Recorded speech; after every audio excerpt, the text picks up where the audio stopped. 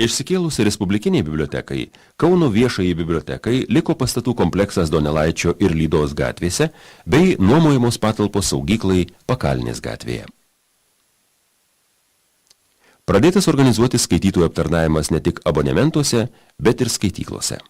Kada išsikėlė Respublikinė biblioteka į Vilnių, viešoji biblioteka ėmėsi vykdyti liktai ir tos bibliotekos funkcijas, bet mums buvo sunkoka, neturėjom nei tokių fondų galingų, nei tiek skyrių, nei tiek darbuotojų ir bibliotekos augimas buvo toks, labai spartus.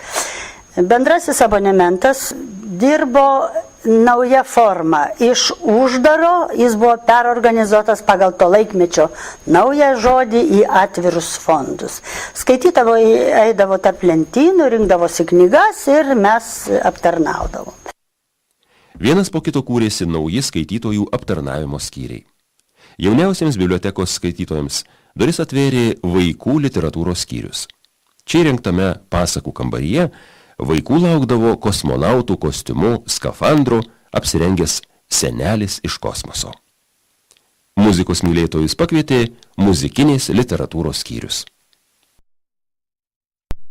1966 rašytojo Balio Sruogos sodyboje atidarytas bibliotekos filialas su abonementu ir memorialinė ekspozicija. 1969 įsteigtas techninės literatūros skyrius. Po poros metų skaitytojų aptarnavimo skyriaus pagrindų įsteigti 3 nauji periodikos, bibliografinės informacijos ir lituanistinės literatūros skyriai. Pastarasis 1979 pervadintas į kraštotyros skyrių, dalyvavo Lietuvos nacionalinės retrospektyviosios bibliografijos rengimo programoje. Kraštotyros skyriui vadovavęs Viktoras Pitrys, puikus knygų pasaulio ir literatūros žinovas, buvo žinomas ne tik Kaune. Dėl išskirtinės veiklos pobūdžio kaunistikos srityje šis skyrius kartais buvo vadinamas Spitrio institutu. Bibliotekai toliau plečiantis, 1966 metais jos veikla buvo pristatyta SSRS liaudies ūkio pasiekimų parodoje Maskvoje. Imtos diegti įvairios technikos naujovės. Pirmosius novatoriškus paties sukurtus įrenginius sukonstravo inžinierius Romas Junganas, o po gero dešimtmečio 3 metus veikė vietinė televizija, skirta personalo ir skaitytojų reikmėms. 1970 metais Kauno viešoji biblioteka jau turėjo 1,3 milijono leidinių ir 20 000 skaitytojų. Už puikų darbą jį įrašyta į jubiliejinę Lenininę garbės knygą. Miesto kultūrinėme gyvenime biblioteka išgarsėjo 1973 metais, pradėtais rengti muzikiniais trečiadieniais, kuriuos organizavo kompozitorius Giedrius Kuprevičius ir bibliotekos darbuotoja Daina Kazlauskienė. Turėjau svajonę, galvojau, kad aš pradėsiu juos organizuoti tik tai susitikimais su kompozitoriais. Bet gavosi taip, kad aš netyčia pasikviečiau vienam pokalbiui Giedrių Kuprevičių ir galvojame, kad mes turėsim tokią nedidelę auditoriją, bet ką ten buvo iš karto minia ir mes persikėlėm į salę, po to vėl skaitytojų skambučiai, gal galite dar.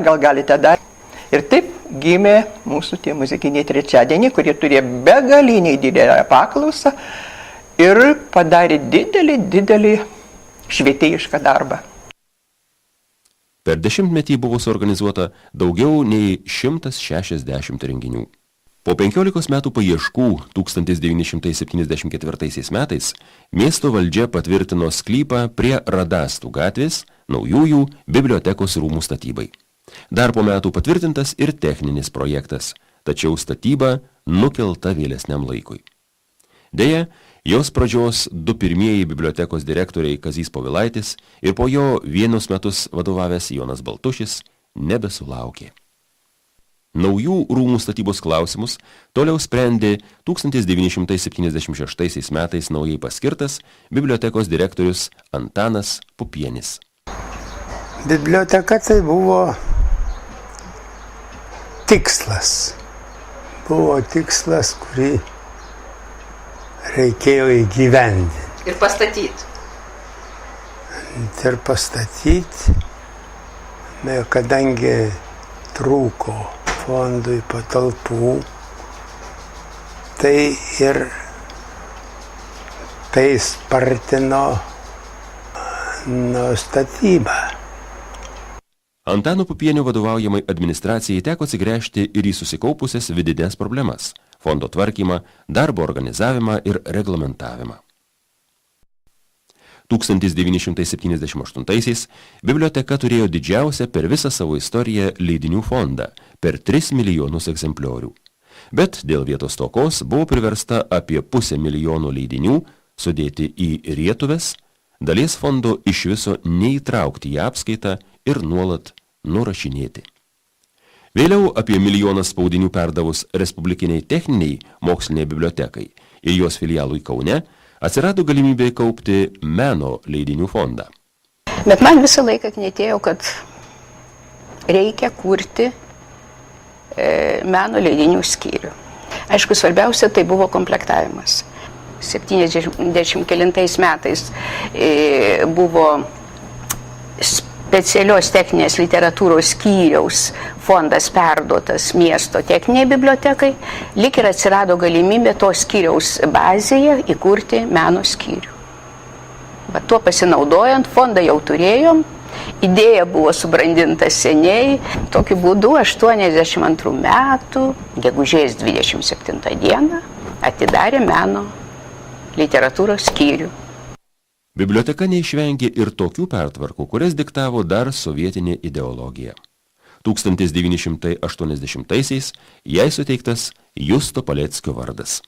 Keitėsi laikas, keitėsi visokios nuomonės ministerijoje, kaip reikia ką, ir abonementas šiek tiek keitaliojo ir savo funkcijas. Jisai iš bendrojo abonemento, kur buvo pagrindinės užduotis aptarnauti skaitytojus, literatūra išduodama į namus, su atviru priėjimu prie lentynų. Paskiau buvo jau priduriamas kitos funkcijos, buvo perorganizuotas į darbo su jaunimu skyrių. Pagaliau 1982 pabaigoje pradėta naujųjų rūmų statyba Mažajame Ąžuolyne. Ir tuo laikotarpiu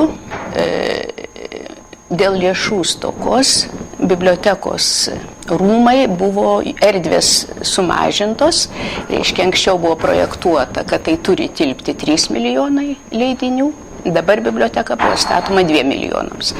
Suprantama, tada jau tam tikra dalis skyrių nebegalėjo kraustytis. Tada buvo labai sudėtingas etapas, kada reikėjo kautis už savo vietą po saulę. Kadangi buvo galvojama, vienus skyrius palikti Donelaičio 8, kitus skyrius kelt čia į Radastų gatvę, į naujas patalpas.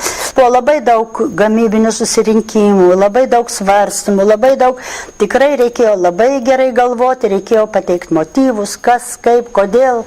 Labai netikėtai, po vieno vizito į ministeriją direktorius grįžta ir staiga pareiškia, abonementas bus uždaras.